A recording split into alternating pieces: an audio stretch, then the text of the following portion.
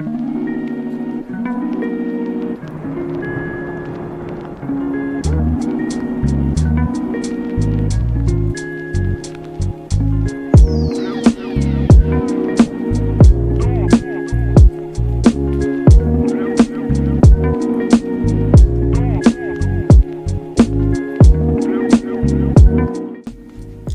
of all the games in this genre, meaning go collect items worth money for an evil boss or corporation and try not to get killed by the monsters, I think R.E.P.O is the most fun one of them all. The android-like robots you play as are cute and the monsters are diverse enough from similar games like this. I think the maps are quite interesting. There's a lot of diversity between maps and areas without you feeling like you've been in the same place a million times before, which makes it so things feel less repetitive. There's some items you can interact with that also really help with this, like the magical hourglass that makes everything go in slow motion for the people holding it. An extra special thing this game offers is that all items you can collect in the levels are fully physics-based and can break, be moved, tilt, etc. Something I also really appreciate is that there's multiple extraction points for items you need to hand in on later levels, which adds another layer to the gameplay. Looking for different extraction sites is quite exciting. I feel like some of the enemies do need some rebalancing, and I'd like to see even more items in the shop that you can use to kill or bait the enemies with. I do like the existing upgrades and things you can buy at the store in between levels though, but some extra stuff is always nice. Most games in this genre are not fun playing solo in my opinion, but R.E.P.O is the first game I actually want to go play by myself as well. Overall, I think this game has a lot of great things to offer for it being an early access game. Definitely recommend if you're a fan of games like these.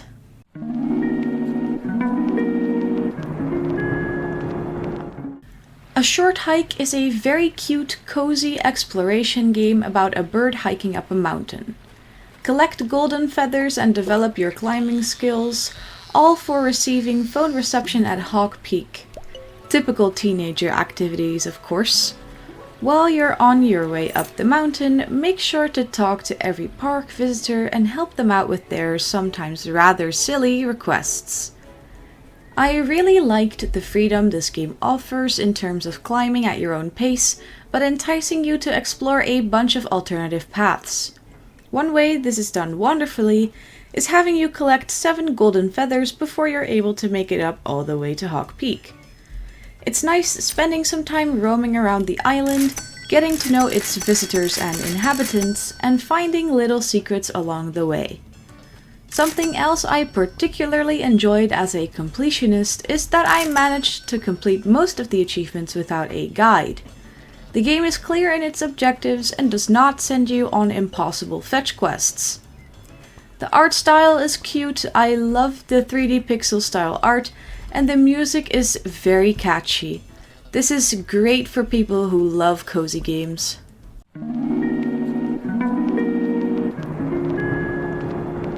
Rock and Stone miners were sending you to Planet Hoxus to gather precious resources and, most importantly, to diminish the growing dreadnought population.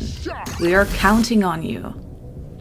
With this installment in the Deep Rock Galactic franchise, you are a solo dwarf accompanied by Bosco on your way down to kill some pesky dreadnoughts. On your way down there, you'll find a bunch of elite enemies to kill, hooly hoarders to abuse, precious minerals to mine, and a whole lot of XP to gather. This is a survivor-like horde auto-shooter game with roguelike elements. Level up and upgrade your weapons and armor to survive the ever-growing horde of bugs. This is the first survivor-like game I've ever played, and I have to say it is a great one. I've seen gameplay of similar games and most of them give me headaches, but the art and color palettes in DRG Survivor is pleasant to the eyes and lets me play for hours at a time without issue. The gameplay itself is addicting. I love the many different weapons you can choose from, and I'm glad all 4 classes of DRG are available to play, as well as the 5 biomes. It ensures you can make endless combinations between those three elements and not get bored. All the systems currently in place feel fair and balanced. You unlock artifacts by completing the achievements, and apart from one or two, they feel fair and not impossible to complete. Only the get 5 luck upgrades in one run is very RNG based. The in-game upgrades you can get with the minerals you mine and the money you earn with runs are quite nice as well, and it makes you consider what's really important. What's nice is that you can not just jump right into Hazard 5 and get absolutely decimated. You build towards that by completing objectives and upgrading your stats.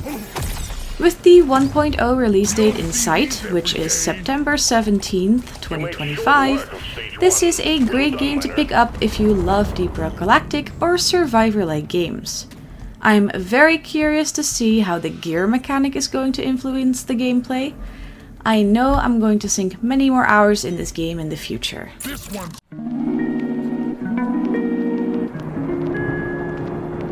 Follow Emma the raccoon around Minami Lane to help young and old villagers live together in harmony. Listen to the villagers' thoughts, manage shops and their recipes and selections, and beautify your street. Minami Lane is a cute, cozy, and rather short management simulator game. It took me around 4.5 hours to complete this game. The art style is insanely beautiful, and it's honestly what drew me to the game to begin with. I love the cats that show up once your beauty level is high enough, and you can pet them, like hello? Sign me up as soon as possible. I like that in level 4 and 5 there's also cyclists. It really brightens up the liveliness of the street in my opinion. In those later levels, there will also be a newspaper that throws something new into the mix daily. Think things like no cats for today or double the amount of cyclists today. The ones you really have to look out for are the ones related to preferred recipes changing or income related changes. The management aspect of the game itself is very well done. Every level has their own objectives and it's your goal to meet them within a certain time frame. Add more villagers by building housing, add more beauty by building parks and onsens, and add shops to earn money. When you build a new building, you get to choose the shape of the roof and the colors of the building. The customization options are quite nice. The shops themselves are, in my opinion, the most interesting part of the game. Adjust recipes or store selections based on the villagers' preferences. You can learn these by interacting with them and save their thoughts, or just build the village center and hire someone to do it for you, so it saves automatically. At the start of a new day, you can tweak your ingredients and items in the shop until you've found the perfect recipes for both young and old villagers. Something to note is that you'll need to have 2 buildings of each type to please both young and old people. Their preferred recipes are different from one another. The one downside to Minami Lane is that it's quite easy. If you like more of a challenge when it comes to the managing aspect, this is not for you. If you're looking for a cozy, relaxed management sim, this is the game for you. Especially since there's a sandbox mode. For the ultimate relaxing experience, just hop into creative mode. Planner mode is more equivalent to an endless mode of sorts. All in all, my experience with Minami Lane was short but sweet. I would definitely recommend it, especially when it's on sale.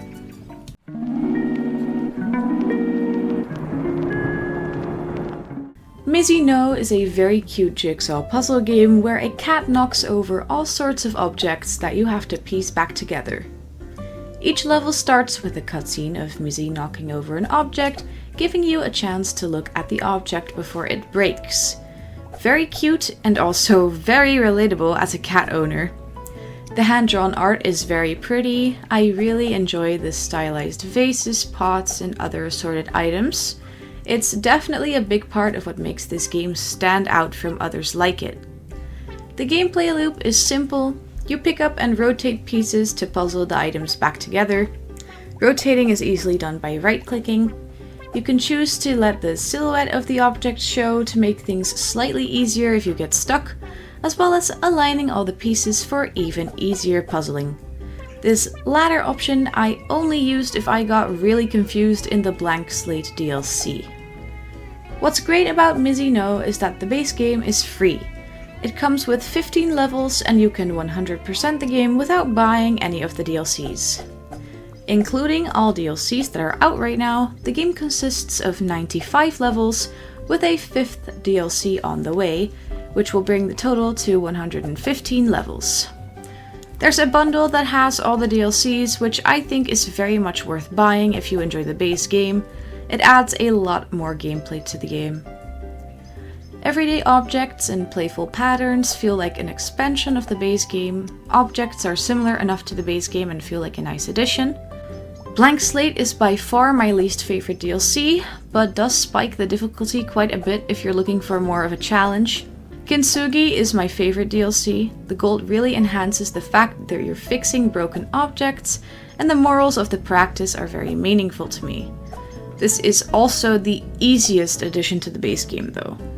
Overall, it's a very enjoyable experience. I recommend the DLCs since they add so much gameplay to Mizi NO. I cannot wait to see what the next and maybe final DLC will bring.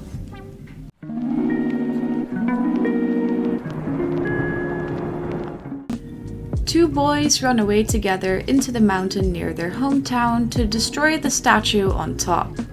Watch their worlds change before your eyes as they learn how to deal with death and loss, and see how this experience shapes them as you scale the mountain.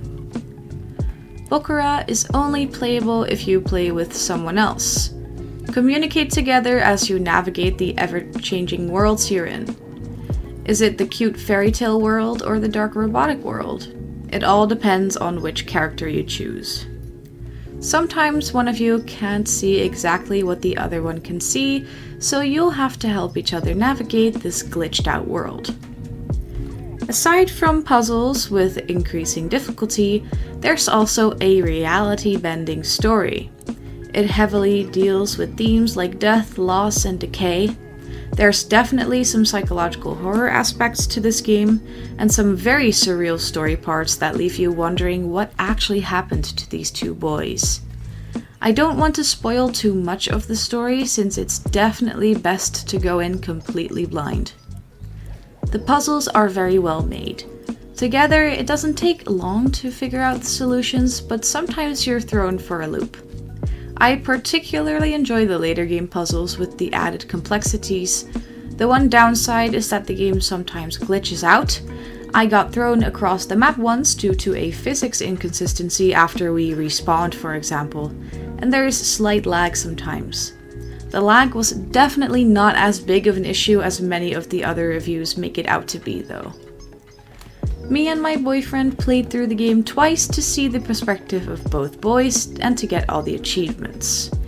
One of them was bugged, sadly, but it was still very nice to have played both characters.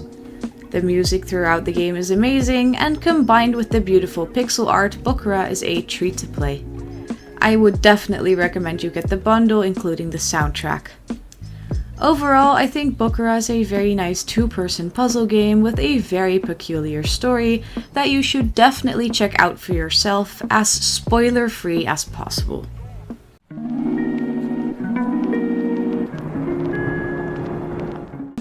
Travel through time as you find all sorts of objects and items, sometimes missing, sometimes hidden on purpose, in this hidden object world. Get to know your surroundings as you slowly collect everything with the help of sometimes rather silly hints. Hidden Through Time is the best hidden object game I've played to date. It's not perfect by any means, but it's definitely top of the list for me.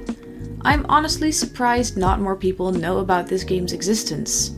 The game consists of 3 main parts: the story mode and the DLCs, the map maker, and the online maps. The main story mode consists of 4 time periods, starting with the caveman area. After this, you'll enter the Egyptian area, followed by the medieval area, and wrapping up the story with the Western area. All 4 time periods are distinct from one another and contain a bunch of levels.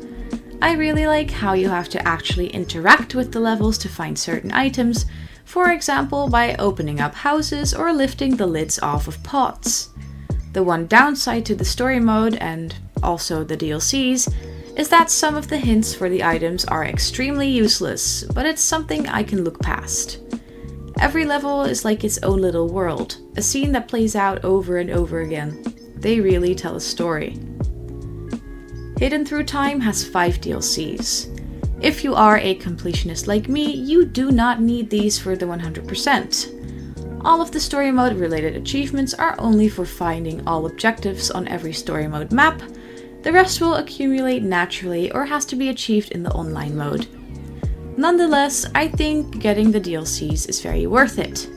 It's basically a great expansion of the main game, adding 5 more time periods to the already existing 4 ones in the main game. It adds a lot of gameplay, and especially when the Hidden Through Time Deluxe Edition is on sale, it's also very worth the price. The map maker took up more of my time than I originally expected, both for good and bad reasons. It's actually really fun to create your own scene, and it's very customizable.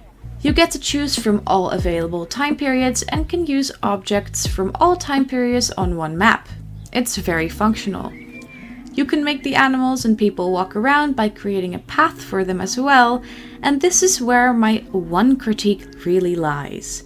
The pathfinding itself is alright, but as soon as you try to upload your level to the cloud, the pathfinding really shits on itself, ruining existing paths, messing up the path you created for the character, and making them clip over or through objects that were not previously in their path. I spent a solid hour trying to fix this issue on my level, but ultimately decided to just delete most of my walking animals and people. Very unfortunate, but the map maker is still a lot of fun regardless. So, as I just mentioned, you can upload your custom-made maps to the cloud. In this online mode, you get to play and rank levels other players made. There are a lot of great levels out there, and it works pretty okay. The loading times are just pretty long. There's a few achievements tied to this mode. In total, you have to complete 50 online maps for the 100%. I'm not a fan of this achievement because it just takes so long to load into levels, and only playing maps titled things like Achievement or Platinum does not make it any better. Those maps usually don't contain any real passion. Overall, it's nice. I just think they should not have tied so many achievements to this aspect of the game. Maybe one for making your own map instead of completing 50 maps made by others. Hidden Through Time is a very enjoyable hidden object game. It has a lot of content compared to many other hidden object games I've played before, and has very nice hidden interactable items to find. The map maker works well apart from the pathfinding of the walking characters, and the online maps are usually fun but take a while to load into. I highly recommend you pick this up, specifically the Deluxe Edition bundle, and I'm highly considering playing Hidden Through Time too.